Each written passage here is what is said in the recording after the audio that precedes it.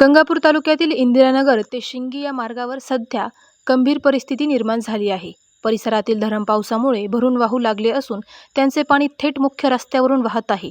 यामुळे या मार्गावरून ये-जा करणाऱ्या शाळेतील विद्यार्थ्यांना दररोज जीवघेणी कसरत करावी लागत आहे. शाळेतील मुले आणि मुलींना दररोज भर पावसात व चिखलातून चालत जावे लागते.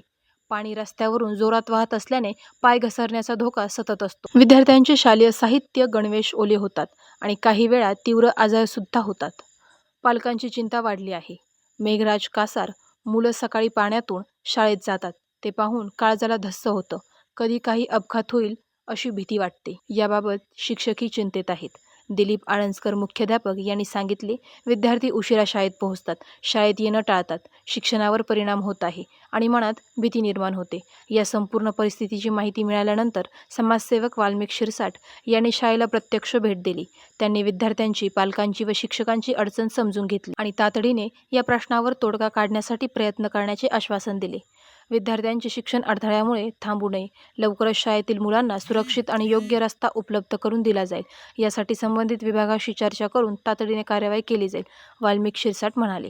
त्यांच्या या भेटीमुळे पालक व शिक्षकांमध्ये थोडा दिलासा निर्माण झाला असून त्यात प्रत्यक्ष काम सुरू होण्याची अपेक्षा व्यक्त केली जात आहे. गंगापूर प्रतिनिधी सुनील झिंजुर्डे.